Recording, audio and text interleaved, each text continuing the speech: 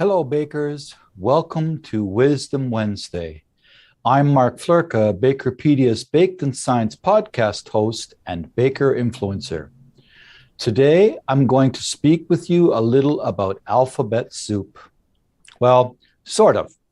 It's an expression used to describe the many jargon acronyms in use today, and especially in our industry. We get so lost in jargon, we either never really know what it means or stands for, or forget the basics of these. PGME, PGMS, DMG, SAPP, SALP, keto, FODMAP, NAFLD, AIP, NFP, and many others. If you're like me, you might have grown up watching Sesame Street and now have that song going through your head about one of these things is not like the others. That's right. Keto is not an acronym.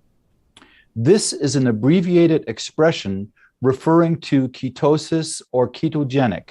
In simple terms, ketosis as a diet is when you deprive the body of easy access to less complex forms of energy, being carbohydrates, with the desired effect of accessing the body's energy stores by producing ketones and intending to burn body fat.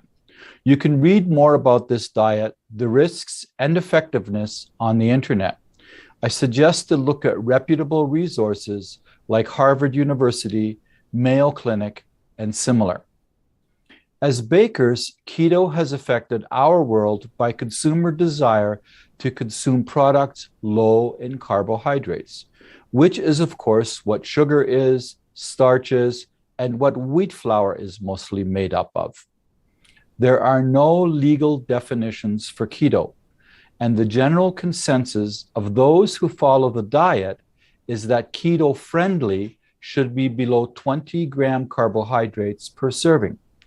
Ketogenic dieters look for 20 to 50 grams carbohydrates per day total in their diet.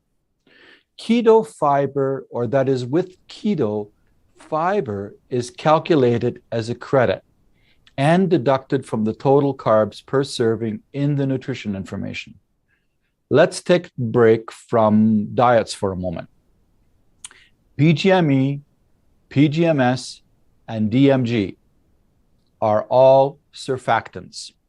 Okay, so now I turned alphabet soup acronyms into more technical, abbreviated jargon. Surfactants are surface active agents. They reduce the surface tension to help form emulsions. So we call them emulsifiers. Various emulsifiers also have varying HLB. More soup. HLB is hydrophilic lipophilic balance. If this seems all Greek to you, you are right. Hydrophilic comes from the ancient Greek to mean water-loving. Hydrophobic would mean water-repelling. Lipophilic means fat-loving, and of course, lipophobic means fat-repelling. Getting back to PGME, PGMS, and DMG, you can look up and learn details of these on bakerpedia.com under ingredients. PGME stands for propylene glycol monoesters. PGMS stands for propylene glycol monostearate. DMG is the acronym used for distilled mono and diglycerides. SAPP and SALP, commonly pronounced as SAP and SALP, are leavening acids used with baking soda, known as sodium bicarbonate, to produce carbon dioxide, CO2, and make various baked goods rise. SAP, SAPP, is sodium acid pyrophosphate. SALP, SALP, is sodium aluminum phosphate. These two you can look up on Bakerpedia under ingredients.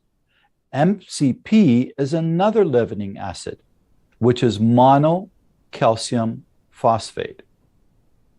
Segueing towards our diets again is the NFP. This is the acronym widely used to reference the Nutrition Facts Panel. This is the nutritional information displayed on the retail packaged items for consumer information and should not be confused with nutritional data. The NFP information follow a set of rules for rounding values to the nearest whole integer. This can vary by country in some instances. The nutritional data is the unadulterated, not rounded, nutrition values of an ingredient or product. Next one, FODMAP, expressed verbally by most as FODMAP. This is a diet of interest to many with some irritable bowel syndrome symptoms, also called IBS. FODMAP stands for fermentable oligosaccharides, disaccharides, monosaccharides, and polyols, which are short-chain carbohydrates or sugars that the small intestine absorbs poorly. Some people experience digestive distress after eating them. Symptoms include cramping and diarrhea. Things like maltitol, chicory root, inulin, certain pulses and seeds are FODMAP. It is not as much a diet per se as an avoidance criteria that some follow by medical or self-diagnosis. Know your ingredients and understand if they are or are not FODMAP. FODMAP friendly is becoming a niche category of interest.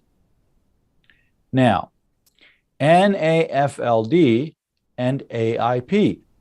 They're both not new and are becoming better known today as researchers continue to search for underlying causes and solutions. There are no known cures. AIP is an acronym for autoimmune protocol. This captures celiac disease, NAFLD, and other inflammatory responses by the body. NAFLD has been occurring or being diagnosed more often, and we do not clearly know why. NAFLD is non-alcoholic fatty liver disease. Of course, it is widely known that alcoholism often leads to liver failure, which is the potential dangerous end result of fatty liver disease. Excessive use of painkillers, severe obesity, and diabetes can also lead to NAFLD. Why NAFLD is of interest to us is that there are a growing number of healthy adults who do not consume alcohol or only very little, exercise regularly, have a healthy weight, and don't use any painkillers as part of a treatment plan is a diet lower in carbohydrates, but not necessarily ketogenic. Approximately 30% of Americans have fatty liver, and many seek to avoid sugar in their diet for this reason. Early symptoms are fatigue. A confirmed diagnosis requires a blood test. I hope you have found this informative and can still enjoy a bowl of alphabet soup for lunch. I'm Mark Floerke, your Baked in Science podcast host and Bakerpedia influencer, and this has been your Wisdom Wednesday. Bye for now.